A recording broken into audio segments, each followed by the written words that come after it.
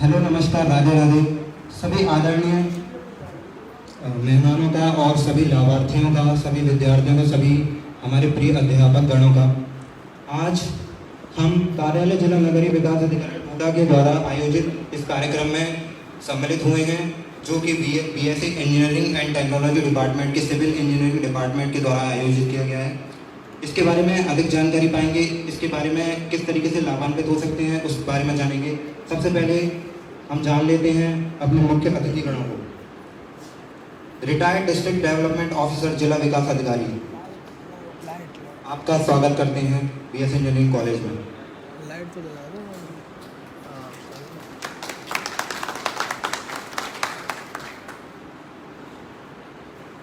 सीटीएओ मुख्य कर निर्धारण अधिकारी नगर निगम मथुरा, आपका भी स्वागत करते हैं बीएससी इंजीनियरिंग टेक्नोलॉजी कॉलेज में। प्रोजेक्ट ऑफिसर डूडा, आपका स्वागत करते हैं हम। साथ ही हमारे साथ जुड़े हुए सिविल इंजीनियरिंग डिपार्टमेंट के HOD mister Ashok Kumar Sahu sir, आपका स्वागत करते हैं। अब मैं हमारे HOD mister Ashok Kumar Sahu sir को आमंत्रित करना चाहूँगा कि वह सभी आदरणीय मेहमानों का स्वागत करें, उनको पुष्प अर्पण करके।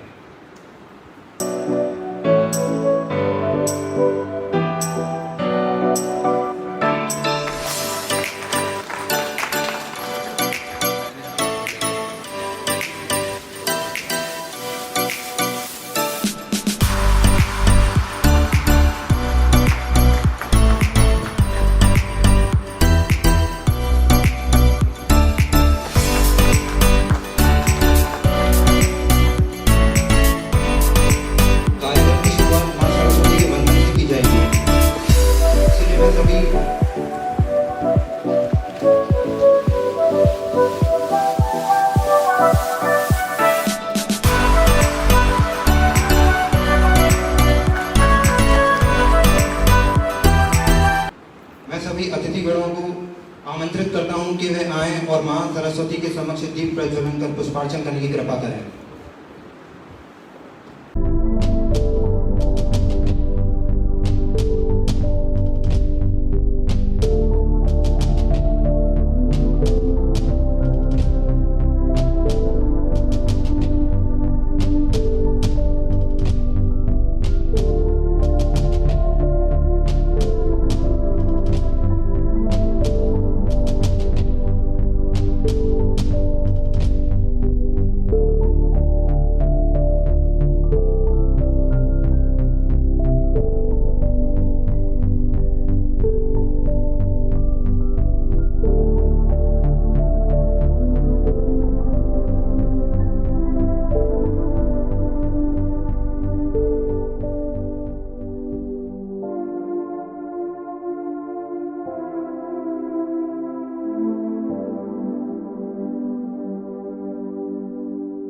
कार्यक्रम को आगे बढ़ाते हुए अब हम एक डॉक्यूमेंट्री देखेंगे जिसमें प्रधानमंत्री आवास योजना शहरी के अंतर्गत सभी लाभार्थियों को प्रदर्शित किया जाएगा और किस तरीके से वो लाभान्वित हुए उस बारे में भी आप जानकारी पाएंगे।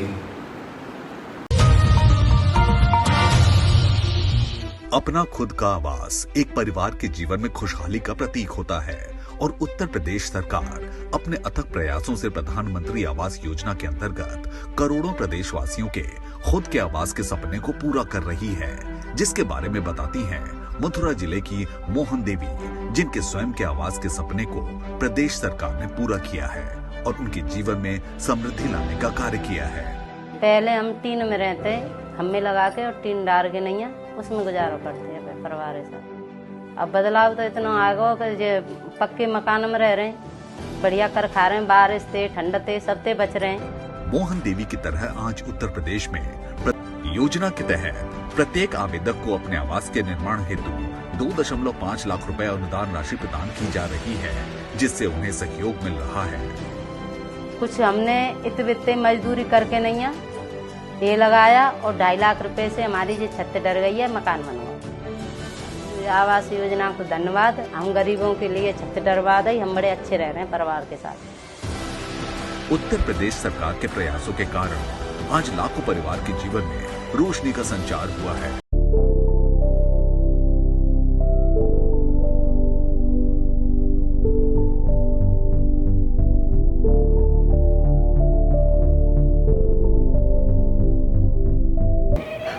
नाम शकुंतला। शकुंतला है, पत्नी शकुंतला है।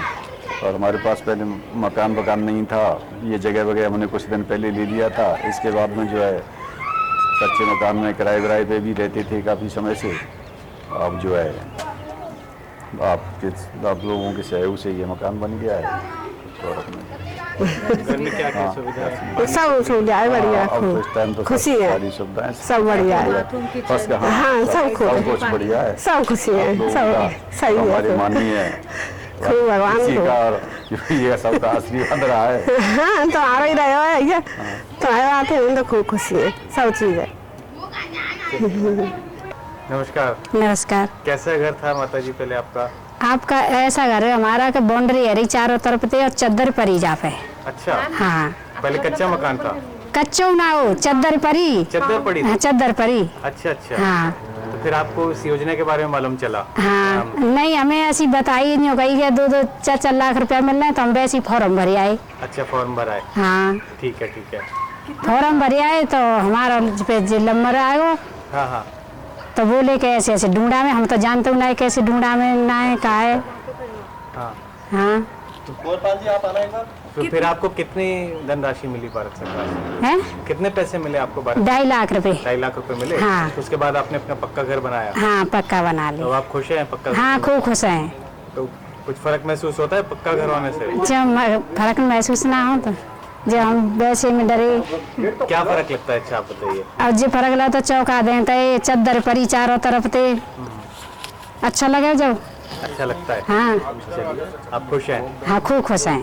अच्छा चलिए हाँ। ठीक है। और घर में और कौन कौन है वैसे? 2 बहू हैं अच्छा। और मैं बस। अच्छा ठीक है। हाँ। चलिए, आपसे मिलकर बढ़िया लगा, बहुत खुशी हुई आपसे मिलकर। ठीक है।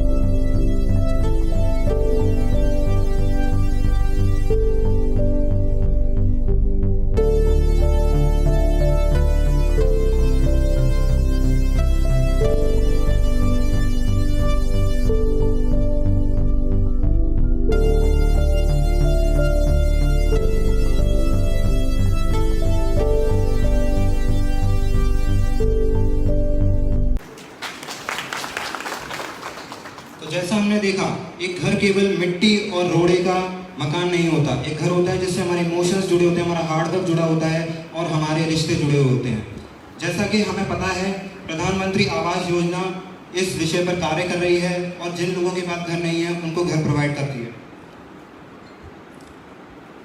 प्रधानमंत्री आवास योजना मथुरा वृंदावन विकास प्राधिकरण के अंतर्गत करंट में कुल स्वीकृत आवास 35,377 हो चुके हैं और अब तक 15,990 घरों को छत मिल चुकी है। और इसी के साथ कई लोगों के सपने के घर पूरे हुए हैं। इस विषय में और जानकारी हमें देने आ रहे हैं सिविल इंजीनियरिंग अजीत सिंह, जो कि डूडा में कार्यरत हैं। आपको मैं आमंत्रित करता हूँ, आप इस विषय में ऑडियो पढ़ी करें। प्रधानमंत्री आवास योजना शहरी जो उत्तर प्रदेश में वर्ष 2016 से शुरू हुई थी, तो भारत सरकार ने 2015 में शुरुआत की थी। इसकी संसद के संयुक्त सत्र के राष्ट्रपति महोदय ने अपने देश के 2014 में संसद के संयुक्त सत्र में उन्होंने परिकल्पना की थी कि देश में आज़ादी के 75वें वर्ष तक देश के हर नागरिक के पास उसका अपना पक्का घर हो, जो सभी मौसम में उसको आराम से रहने के लिए।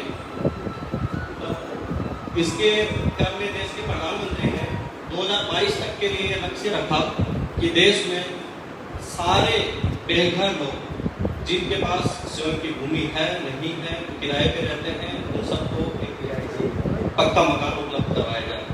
इस क्रम में भारत सरकार ने प्रधानमंत्री आवास योजना शहरी का शुभारंभ किया और उसके क्रम में आगे मैं आपको बताना चाहूँगा कि इस आवास योजना में ये सबके लिए आवास के साथ शुरू की गई थी, जिसमें हर वर्ग का चाहे वो इकोनॉमिक वीकर सेक्शन का लाभार्थी हो, चाहे वो लो इनकम ग्रुप का लाभार्थी हो या मिडिल इनकम ग्रुप का लाभार्थी हो, अलग अलग कैटेगरीज में इसको बांट दिया गया और सारे लोगों को इसमें लाभ देने का प्रयास किया गया है। तो इसके बारे में मैं आपको डिटेल में बताना चाहूँगा।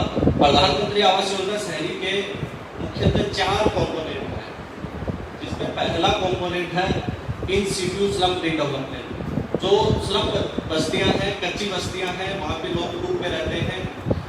स्लम कैसे बनता है? एक आदमी रहना शुरू करता है, दूसरा आता है जब 50 से 60 घर हो जाते हैं या 300 से 400 लोगों की एक आबादी एक जगह रहने लगती है और उनके पास मूलभूत सुविधाएं नहीं होती हैं, जैसे कि उनके पास साफ पीने का पानी नहीं है, रहने के लिए कच्चा पक्का मकान नहीं है, सड़क नहीं है, बिजली नहीं है। उन सभी असुविधाओं को मिला के एक स्लम बनता है और उस स्लम के लिए भारत सरकार ने सबसे पहला कॉम्पोनेंट लॉन्च किया इंस्टीट्यूट स्लम रिडेवलपमेंट, कि जो बस कच्ची बस्तियां हैं जहाँ पे लोग रह रहे हैं, स्लम्स हैं, उनको हमें डेवलप करना है, उनको मूलभूत सुविधाएं उपलब्ध करवानी है। दूसरा जो इस योजना का कंपोनेंट है वो है क्रेडिट लिंक सब्सिडी स्कीम। इसमें जो बेनिफिशियरी, जो व्यक्ति प्राइवेट जॉब करते हैं, अपना छोटा मोटा व्यापार करते हैं, उन लोगों से माइक्रो फाइनेंस इंस्टीट्यूट से, बैंक से वो लोन प्राप्त कर सकते हैं और लोन में ब्याज के ऊपर सब्सिडी दी जाती है, जिससे वो अपने आवास का निर्माण करवा सके। तीसरा कॉम्पोनेंट इसमें लॉन्च किया गया अफोर्डेबल हाउसिंग इन पार्टनरशिप। इसमें हुआ कि शहरी क्षेत्र में जो प्राइवेट बिल्डर्स हैं या राज्य सरकार की या भारत सरकार की जो सहयोगी कंपनियां हैं, जैसे PSUs हैं, नेशनल बिल्डिंग कंस्ट्रक्शन कंपनी है, ये सारी कंपनियां मिलकर आवासों का निर्माण करवाएंगी और उनको एक अफोर्डेबल रेट पे, जिससे एक आम आदमी उसको परचेज कर सके, सब्सिडी के साथ उसको उपलब्ध करवाया जाएगा। और चौथा और अंतिम कंपोनेंट है इस योजना का बेनिफिशियरी लेड कंस्ट्रक्शन, लाभार्थी आधारित व्यक्तिगत आवास निर्माण, जो सबसे ज्यादा सक्सेसफुल रहा है। अपने जनपद में लगभग 35,377 आवास इस कंपोनेंट में स्वीकृत हुए, जिसमें से 26,000 आवासों की हमने ग्राउंडिंग करते हुए उनके आवास निर्माण शुरू भी करवा दिए हैं और 15,990 लोगों को छत मुहैया करा दी है, जो अपने घर में अपने परिवार के साथ उस आवास में अच्छे से रह रहे हैं। अब अधिकतर लोगों के जो सवाल होते हैं इस प्रधानमंत्री आवास योजना के बारे में कि कौन इसका लाभ ले सकता है और कौन नहीं ले सकता है, तो उसके संबंध में मेरे को बताना है कि जो बेनिफिशियरी लेड कंस्ट्रक्शन कंपोनेंट है, लाभार्थी आधारित व्यक्तिगत आवास निर्माण है, उसमें आपके पास स्वयं की भूमि होनी चाहिए आवास बनाने के लिए, आपकी सालाना आय 3 लाख से ज़्यादा नहीं होनी चाहिए, आपके परिवार या आपके नाम से पूरे भारतवर्ष में कहीं भी पक्का मकान नहीं होना चाहिए। परिवार की परिभाषा जो भारत सरकार इस योजना के लिए इस योजना की गाइडलाइन में है, उसमें पति पत्नी और नाबालिग बच्चे हैं।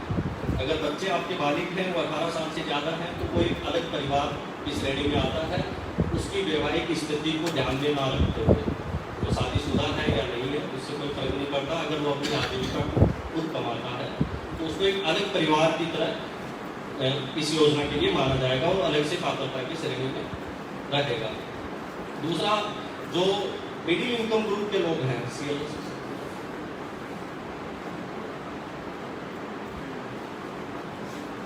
CLSS जो स्कीम है, क्रेडिट लिंक सब्सिडी स्कीम, इसमें जो लोग माइक्रो फाइनेंस इंस्टीट्यूट से, बैंक से लोन लेते हैं, उनके लिए 4 कैटेगरीज में बेनिफिशियरीज को डिवाइड किया गया है। जिसमें सबसे पहले है AWS कैटेगरी के बेनिफिशियरीज, जिनकी सालाना इनकम अप टू 3 लाख, जो 3 लाख तक के आय रखते हैं, उनको AWS कैटेगरी में रखा गया है। और जो लो इनकम ग्रुप के बेनिफिशियरीज हैं, उनको 3 लाख से 6 लाख की कैटेगरी के जो बेनिफिशियरीज हैं, उनको लो इनकम ग्रुप में रखा गया है। उनको सालाना टोटल अधिकतम 6 लाख के लोन पे 6.5% की ब्याज पे सब्सिडी, 6.5% की रेट से सब्सिडी मिलेगी, उनको ब्याज पे छूट मिलेगी। उसके बाद जो मिडिल इनकम ग्रुप है, उसमें MIG 1 और MIG 2 2 कैटेगरी में उसको रखा गया है। जो लाभार्थी 6 लाख से 12 लाख की इनकम के स्लैब में आते हैं या 12 से 18 के स्लैब में आते हैं, उनको क्रमशः 4% और 3% की रेट पे सब्सिडी दी जाएगी ब्याज पे, जो बैंक से लोन लेते हैं। कुल मिला के इस आवास योजना का ये मकसद रहा है कि हर वर्ग, जो इकोनॉमिकली वीकर हो, लो इनकम ग्रुप में हो, मिडिल इनकम ग्रुप में हो, सभी को इसमें शामिल करने का प्रयास किया गया है।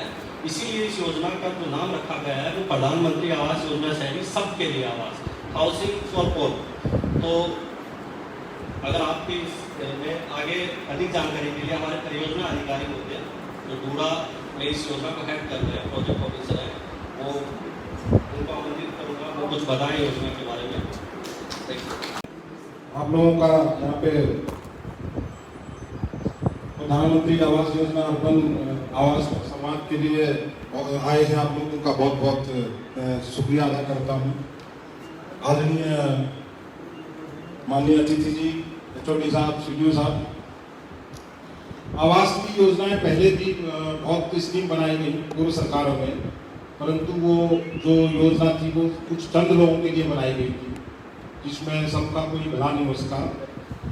इसमें माननीय प्रधानमंत्री जी ने 2016 में ये आवास योजना हर तबके के लिए इसकी शुरुआत की। इसमें कोई भी तबका, कोई भी जाति, कोई भी धर्म, सभी लोगों के लिए आवास योजना शुरू की गई।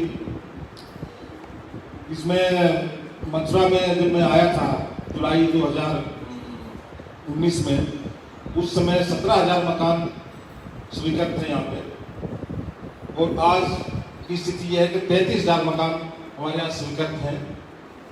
और जब मैंने यहाँ ज्वाइन किया था 4,000 लोगों को सिर्फ प्रथम किस्त दी गई थी। 2 साल के अंदर हमने 20,180 लोगों को, 86 लोगों को प्रथम किस्त दे दी है।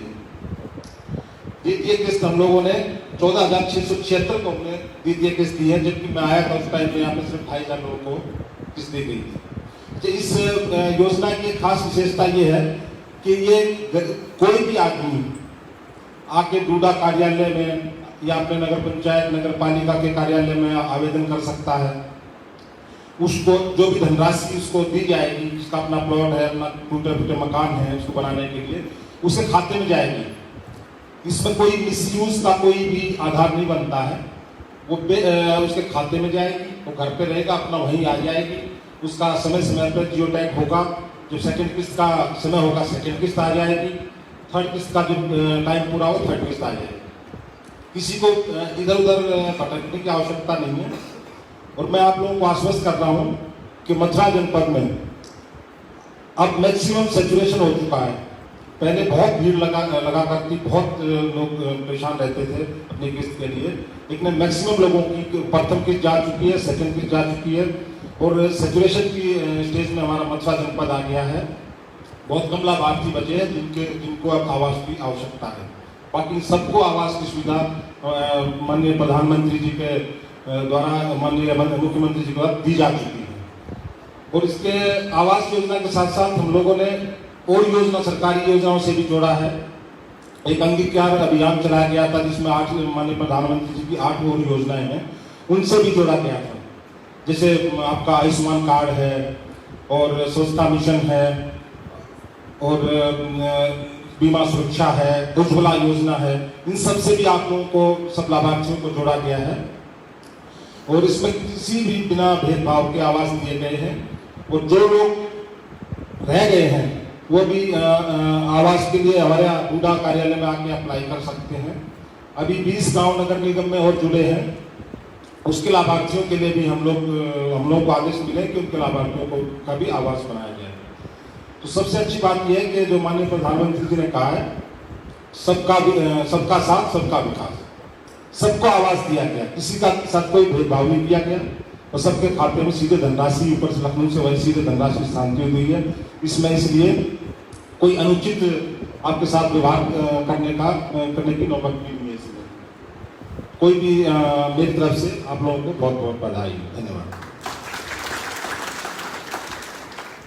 चाहूँगा BS इंजीनियरिंग टेक्नोलॉजी कॉलेज के सिविल इंजीनियरिंग डिपार्टमेंट के HOD mister Ashok Kumar Sahu sir को कि वो आएँ और अपने विचार व्यक्त करें। पंचायत सभी अधिकारीगण, हमारे डूडा के प्रतिनिधि Ajit sir, FLP members, students और सभी लाभार्थियों का इस PSACD कैंपस में स्वागत है। बहुत बहुत अभिनंदन है, बहुत धन्यवाद।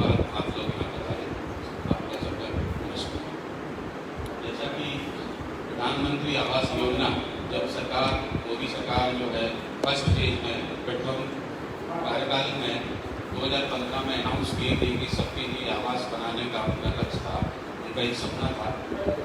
उसी सपने के आज 6 साल पूरे हो रहे हैं और 6 साल कंप्लीट होने पर बहुत कुछ एडवांसमेंट हुआ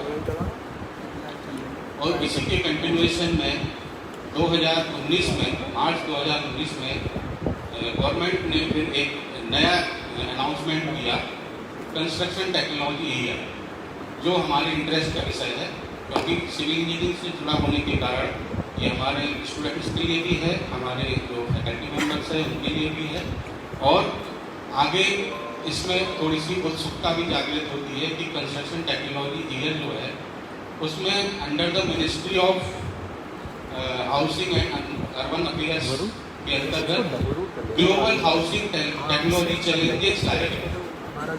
ग्लोबल हाउसिंग टेक्नोलॉजी चैलेंजेस में क्या है कि पूरे विश्व स्तर पर जो भी कंस्ट्रक्शन टेक्नोलॉजी अभी चल रही है उन टेक्नोलॉजी में कौन सा ऐसी टेक्नोलॉजी लाई जाए जो हमारे भारतवर्ष के लिए भारत की परिस्थितियों के अनुसार और एनवायरनमेंट या जो इनकी कंडीशंस हैं उनको सूट करेगी, साथ में जो कंस्ट्रक्शन होगा उसके अंतर्गत यानी ग्लोबल हाउसिंग टेक्नोलॉजी चैलेंजेस के अंतर्गत एक नया प्रोजेक्ट आया है जो जनवरी 2021 में मोदी जी ने अभी अनाउंस किया हुआ है, light house project. Light house projects में 6 राज्यों के 6 डिस्ट्रिक्ट्स को कवर किया गया। इसमें न्यू टेक्नोलॉजी इन्वॉल्व हुई जो पहले से हमारे इंडिया में नहीं थी या बहुत कम लोग जो प्राइवेट एजेंसी थी वो चला रहे थे। तो यहाँ पर 6 राज्यों की 6 डिस्ट्रिक्ट में जैसे लखनऊ है, लखनऊ में आवास हो रहा है, आवास का निर्माण हो रहा है और ये ये प्रोजेक्ट में टारगेट रखा गया है कि 1 साल के अंदर इन 6 डिस्ट्रिक्ट में 1,000 मकान बनने हैं। बहुत ही फास्ट ग्रोइंग टेक्निक है। इसमें आपका ये जो टेक्निक है ये बेस्ड है आपकी इको फ्रेंडली है यानी पर्यावरण अनुकूल है और कंस्ट्रक्शन की जो स्पीड है वो बहुत तेज होती है और इसमें जो कन्वेंशनल मेथड होते हैं जैसे हमारा ईंट गारा लगाना है वो ईंट गारे की अलग अलग टेक्निक में कहीं ईंट गारे का यूज नहीं है। इन टेक्निक्स में जनरली हमारा जो यूपी का लखनऊ कवर किया गया है, एमपी का इंदौर कवर किया गया है और गुजरात में राजकोट है, यहाँ पर त्रिपुरा में अगरतला को कवर किया गया है और रांची हमारा जो झारखंड का एरिया रांची उसमें और तमिलनाडु में चेन्नई, ये 6 डिस्ट्रिक्ट या लोकेशन है। यहाँ पर स्पेशली ये टेक्निक अप्लाई की जा रही है और इसमें जो भी हमारे टेक्नोक्रेट्स हैं या जो हमारे सिविल इंजीनियर आर्किटेक्ट या जो इस टेक्नोलॉजी से लाभान्वित हो सकते हैं उनसे गवर्नमेंट रिक्वेस्ट करती है कि आप लोग यहाँ इन साइट पर जाएं, विजिट करें और टेक्नोलॉजी के बारे में सीखें और ये टेक्नोलॉजी को आप एडॉप्ट करके आगे भी इम्प्लीमेंट करें और आगे भी उस पर प्रचार प्रसार करें। तो इन टेक्नोलॉजी से हेल्प क्या मिल रही है कि जैसे हम लोग पहले ईंट गारा का जो यूज करते थे वो नहीं करना है। ये वर्कशॉप में प्री कास्टेड मेंबर होते हैं, प्री फैब्रिकेटेड मेंबर होते हैं, इनको वहाँ पर साइट पर असेंबल करना पड़ता है। तो जैसी लोकेशन होती है एक्चुअली इस टेक्निक में ये इस बात का भी ध्यान रखा गया है कि हमारा जो हैजार्डस रेजिलिएंट स्ट्रक्चर होना चाहिए कि अर्थक्वेक वगैरह आए तो उसमें भी आप लोग सोचे होंगे कि अगर ईंट गारा नहीं लगाएंगे तो कहीं ऐसा तो नहीं वो मजबूत होगा कि नहीं होगा। तो मकान आपका पूरी तरह स्ट्रांग होगा और टेस्टेड है और ये आपका अर्थक्वेक रेजिलिएंट है। साथ में आपके आवास के जो कंस्ट्रक्शन होगा उसमें लगभग 415 स्क्वायर फीट एरिया रखा गया है और इसकी कॉस्ट तो वैसे लगभग आ रही है 12.59 लाख, लेकिन गवर्नमेंट आपको सब्सिडी देगी। इसमें स्टेट गवर्नमेंट और सेंट्रल गवर्नमेंट की जो सब्सिडी है वो लगभग 7.8 लाख के करीब गवर्नमेंट सब्सिडी देगी, बाकी मतलब लाभार्थियों को अपना पे करना पड़ेगा। इसमें सबसे बड़ी बात है कि ये स्पेशियस होगा, हवादार होगा और स्ट्रॉन्ग होगा और सभी जो हमारे जो वंचित लोग हैं या मतलब जो इस तरह की चीज़ों को अफोर्ड नहीं कर पाते हैं उनको एक आरामदायक निवास मिलेगा जिससे कि वो अपनी जीविका आसानी से चला सके, बच्चों की पढ़ाई लिखाई अच्छे से हो सके और एक बेहतर ग्रोथ मिल सके। अब इसमें टेक्नोलॉजिकल की बात करें तो ये कई तरह की टेक्नोलॉजी इसमें आती है। एक तो हमारे जो त्रिपुरा अगरतला में कंस्ट्रक्शन प्रोजेक्ट चल रहे हैं, वहाँ पर frame steel structures, light structures हैं, और वो चूंकि अगरतला जो है वो एक तरह से अर्थक्वेक प्रोन एरिया आता है, नॉर्थ ईस्ट का एरिया है, अर्थक्वेक की पॉसिबिलिटी ज़्यादा होती है। तो यहाँ पर जो हमारे जो स्ट्रक्चर है वो स्टील के फ्रेम स्ट्रक्चर यूज हो रहे हैं। यहाँ पर जो टेक्नोलॉजी अप्लाई हो रही है वो न्यूजीलैंड से लाई गई है। न्यूजीलैंड की ये टेक्नोलॉजी है और इसमें ये फास्ट, मतलब 1 साल के अंदर 1000 मकान बनाना है, बहुत फास्ट स्पीड से कंस्ट्रक्शन होता है। इसी तरह से इंदौर में जो कंस्ट्रक्शन चल रहा है इसमें प्री फैब्रिकेटेड मेंबर्स होते हैं, इसमें जो पैनल्स होते हैं वो सैंडविच नेचर के होते हैं और वहाँ जाकर कंस्ट्रक्शन किया जाता है। यही लखनऊ में जो हमारा प्रोजेक्ट चल रहा है उसमें पीवीसी का जो मेंबर्स होंगे उनमें आपको पेंट करने की जरूरत नहीं है, प्लास्टर करने की जरूरत नहीं है, सीधा कंस्ट्रक्शन होगा और मकान जो है उसी के हिसाब से पैनल वाइज अरेंज करके बनाया जाएगा। रांची का जो कंस्ट्रक्शन चल रहा है उसमें 3D मॉडल के फॉर्म में पहले से ब्लॉक का, जैसे हम लोग गेम खेलते हैं और ब्लॉक अरेंज करके मकान बना लेते हैं, इसी तरह से ब्लॉक वाइज कास्ट करके वर्कशॉप में कास्ट होके क्रेन की हेल्प से अरेंज कर दिए जाएंगे। और ये 14 मंजिली आपके फ्लैट होंगे, हर एक जो फ्लैट होगा वो 415 स्क्वायर फीट का होगा। तो ये नई टेक्नोलॉजी है जो आपके लिए ये थोड़ा उत्सुकता का विषय है और इस पर जानने के लिए आप लोग को इंटरनेट पे सारी इंफॉर्मेशन अवेलेबल है। जो हमारे इंजीनियरिंग स्टूडेंट्स हैं, second year, third year, final year के स्टूडेंट हैं, वो भी इसके बारे में और जान सकते हैं, सीख सकते हैं। तो अगर सबको आवास उपलब्ध हो रहा है और सब सुख से रह रहे हैं, सुखी से रह रहे हैं, इससे अच्छा और एक भारतवासी क्या चाहेगा कि हमारे भारतीय खुश है। तो आप लोगों को बहुत बहुत शुभकामनाएं और इसके बारे में और जानने की कोशिश करें, सीखें। धन्यवाद। आमंत्रित करना चाहूँगा मुख्य कर निर्धारण अधिकारी नगर निगम मथुरा, आप आए और इस स्टेज पर और अपने विचार व्यक्त करें। नमस्कार। माननीय मुख्य अतिथि महोदय श्री गौतम जी, रिटायर्ड जिला विकास अधिकारी महोदय, मंचा सिंह पीओ साहब और हमारे इंजीनियर साहब, HOD और सभी आगंतुक, सभी लाभार्थी और सभी पत्रिका बंधुओं, छात्र बंधुओं और हमारे अजीत सिंह जो इस प्रोजेक्ट को काफ़ी आगे ले जा रहे हैं, उस महत्वपूर्ण भूमिका निभा रहे हैं, मिस्टर अजीत सिंह जी। मेरा परिचय छोटा सा परिचय है। मैं नगर निगम में मुख्य कर निर्धारणकारी हूँ, चीफ टैक्स असेसमेंट ऑफिसर, जो मकानों पे हाउस टैक्स लगाते हैं उसका मैं हेड ऑफ द डिपार्टमेंट हूँ, मथुरा वृंदावन नगर निगम। सर ये कार्य जो हम लोग हल्का फुल्का देखते हैं, डूडा का सराहनीय योगदान रहता है। जो भी योजना चल रही है माननीय प्रधानमंत्री महोदय की या माननीय योगी जी योजना चला रहे हैं, खासकर प्रधानमंत्री आवास योजना, इसमें CND मान लीजिए जो भी कार्य संस्था आपका डूडा डिपार्टमेंट होता है, लेकिन नगर निगम को काफ़ी अच्छा सहयोग करना पड़ता है क्योंकि हमारी सिस्टर संस्था है। डूडा और नगर निगम में कोई खास अंतर नहीं है। जो सुविधाएं आपको ये दिलाते हैं वो भी हम लोग साथ साथ दिलाते हैं। मेरा केवल यही आपसे अनुरोध है कि आपको जो आवास मिले हैं उसका सही ढंग से आप लोग उससे रहिए और साफ सफाई रखिए अच्छी तरह से, और जो इंफ्रास्ट्रक्चर है आपके माध्यम से बताइए, हम लोग व्यवस्था करेंगे अच्छी तरह से। ये जो इंस्पेक्शन हो रहा है, जैसे लाभार्थी बेनिफिशियरी जो आते हैं तो नगर निगम के जो हमारे रेवेन्यू इंस्पेक्टर हैं, हम लोग साथ में जाके इंस्पेक्शन करते हैं कि किसी गलत तरीके से मकान आवंटित न हो जाए। उसके लिए पूरा योगदान हमारे पीओ साहब देते हैं और सभी लोग देते हैं। मंतव्य हमारा ये है, जो शासन की योजना है लाभार्थी को 100% मिलना चाहिए, इसका लाभ मिलना चाहिए। पहले क्या होता था, ऊपर ऊपर होता था, पता नहीं पड़ता था आप लोग क्या हो रहा है। अब तो फेसबुक है, सोशल मीडिया है, सब कुछ पता पड़ जाता है, यानी ट्रांसपेरेंसी 100% है। तो हम इस ट्रांसपेरेंसी भाग हैं, हमें डूडा भाग, कोई समस्या हो आप हमको बताइए, हम लोग साथ साथ मिलकर काम करेंगे। दूसरा मेरा जो निगम से रिलेटेड पॉइंट है वो कूड़ा कचरे का है। आप लोग जो भी आवास बन गया हो या बनाने जा रहे हो, मेरा अनुरोध है कि साफ सफाई व्यवस्था रखिए स्वयं। वहाँ गाड़ी हमारी आएगी, कूड़ा अपने यहाँ से ले जाएंगे उठा के। और पॉलीथीन प्लास्टिक का प्रयोग न करें। जो प्रतिबंधित पॉलीथीन होती है, पॉली बैग बोलते हैं, यहाँ ब्लैक चल रहा है यहाँ पे, उसका प्रयोग आप लोग न करें, क्योंकि माननीय प्रधानमंत्री की योजना में सर्वोत्कृष्ट इसका योगदान होता है। आप जो प्रतिबंधित पॉलीथीन है, प्लास्टिक है, कप प्लेट है, जो सिंगल यूज प्लास्टिक, उसका यूज न करें, मेरा ये कहना है। और मैं डूडा विभाग के माध्यम से, पीओ साहब के माध्यम से अनुरोध करना चाहूँगा कि आप लोग जो योजना का लाभ लीजिए और पूरी तरह से आप ट्रांसफर का काम कीजिए। धन्यवाद, नमस्कार, थैंक यू वेरी मच।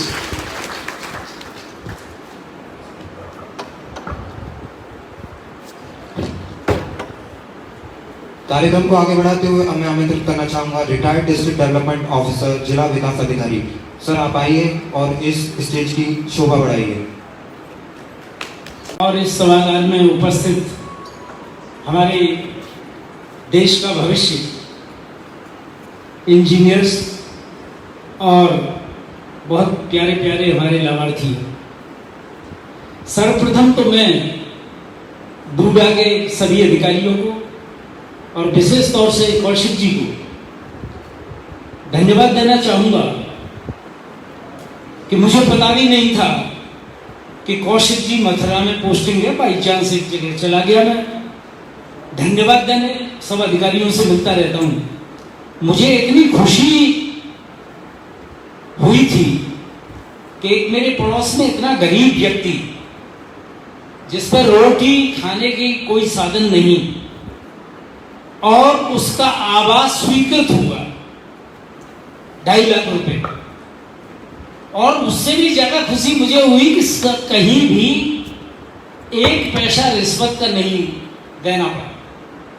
तो ये कौशिक जी मैं बधाई देता हूं कि आप ऐसे अच्छे लाभार्थियों को, जो कभी कल्पना नहीं कर सकते कि हमें भी एक पक्की छत मिल सकती है, और चूंकि जीवन की मूलभूत आवश्यकताएं रोटी, कपड़ा और मकान, ये 3 तो अनिवार्य हैं, चाहे गरीब से गरीब व्यक्ति हो, चाहे बड़े से बड़ा व्यक्ति हो, चाहे मुकेश अंबानी हो, चाहे मुझ जैसा RS गौतम जैसा गरीब लाभार्थी हो।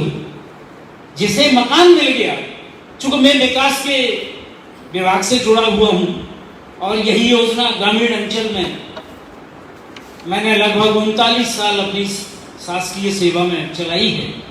इंदिरा आवास के नाम से ये चलती थी, और आउट ऑफ दी में जाके कभी कभी हमारे अधिकारी गणों को गाड़ी वाड़ी छोड़ के गरीबों की बस्ती में घुस जाए। वहां देखे तो मैं ये काम करता था अपने कलेक्टर को लेके। तो एक जगह सीतापुर में, आपके ज्ञानवर्धन के लिए बात बताऊंगा, कुछ महत्वपूर्ण बातें, वहां महिलाओं का एक कार्यक्रम हो रहा था। हम क्या दे सकते थे? मकान दे सकते थे। मैंने कलेक्टर साहब से पूछा, मैंने आज यहाँ हमारे आगमन का ये होगा कि किन्हीं भी 2 गरीब महिलाओं को हम इंदिरा आवास दे देते हैं। ये बात है करीब 14-15 साल पुरानी। बोल बहुत अच्छी बात है।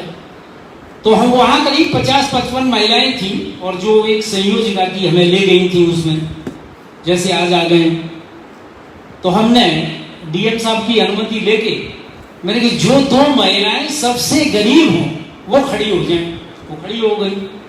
अब चूंकि मीटिंग में महिलाएं या पुरुष थोड़े से स्वच्छ कपड़े पहन के आते ही हैं, उनकी वेशभूषा से लगा कि ये तो गरीब नहीं है। तो हमारे कान में उस संयोजिका ने बताया कि साहब इससे गरीब कोई हो नहीं सकती, इसका पति 100% विकलांग, आजीविका का कोई साधन नहीं। अब ये आपकी मीटिंग थी, कलेक्टर साहब आ रहे हैं, तो भाई साफ धोती तो पहन के आएगी। बात समझ में आ गई। मैंने आप दोनों हमारे विकास भवन में, सीतापुर की बात आ जाएगी, वो आई, उनकी हिम्मत नहीं हुई हमारी ऑफिस में पहुंचने की। मैं तब तक लंच का टाइम था, तो वहां जाने लगा, तो उनको देख लिया मैंने, मैं 15 मिनट में आता हूँ। तो जो लंच हम आधा घंटा 45 मिनट में करते हैं, उसे 15 मिनट में 2 एक रोटी खा के। अब उन महिलाओं की हिम्मत नहीं थी ऑफिस जाने की।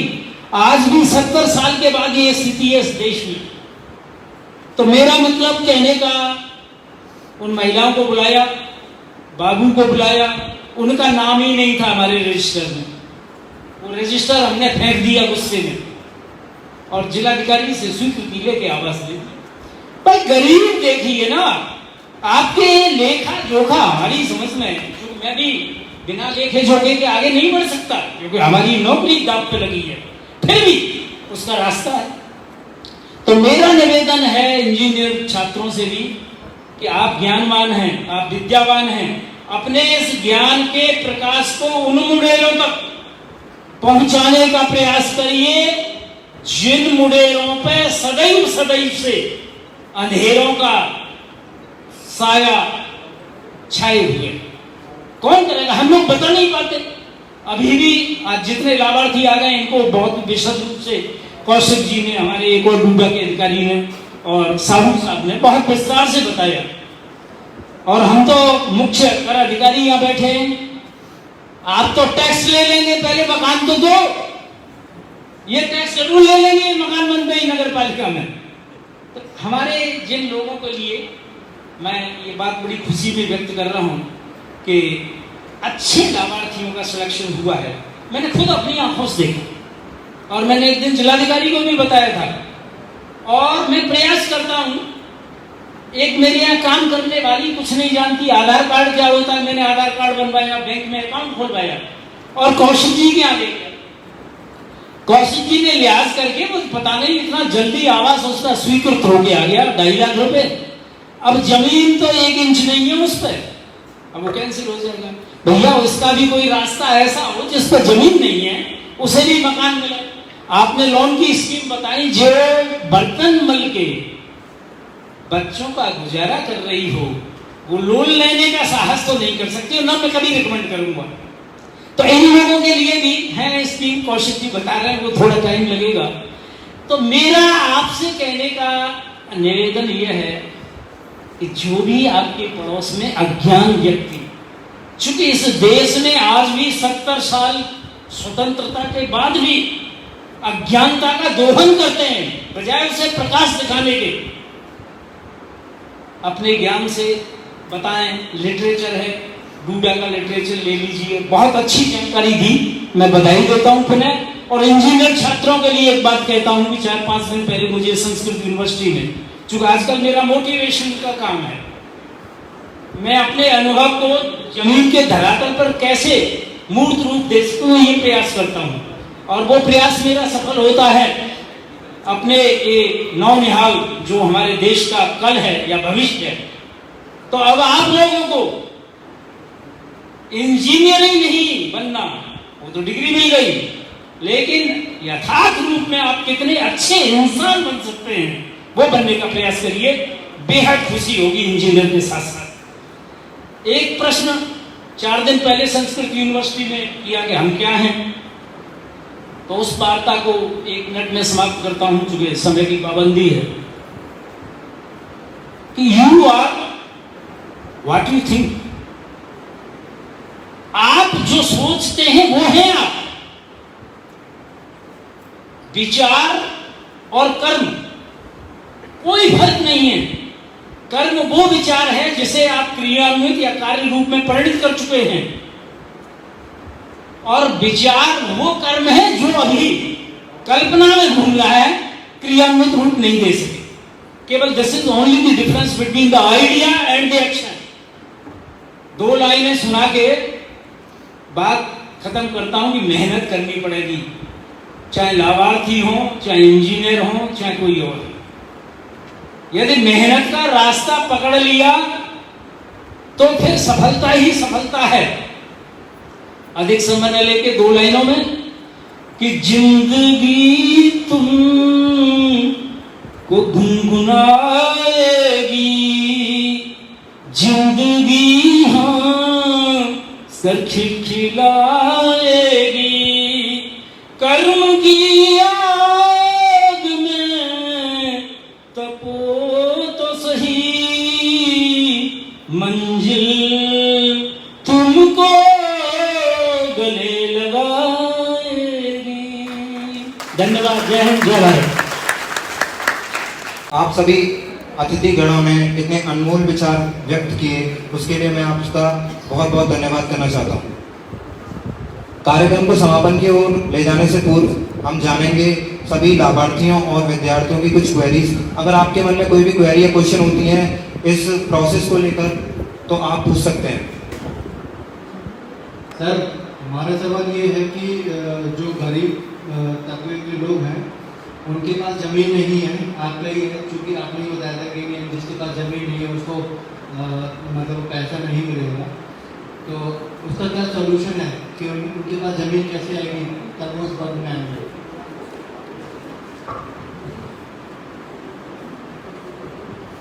जमीन नहीं है, इसका हमारे पास एक एचपी कंपोनेंट है उसमें।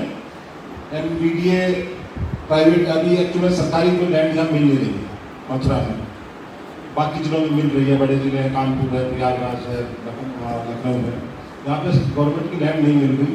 तो एमवीडीए ने प्राइवेट बिल्डर्स को तैयार किया है कि वो लोग जो है ईडब्ल्यूएस के मकान या इस तबके के इस श्रेणी के लोगों के लिए वो मकान बनाएंगे अपनी लैंड पे, तब उनको आवंटित होगा उनके लिए इस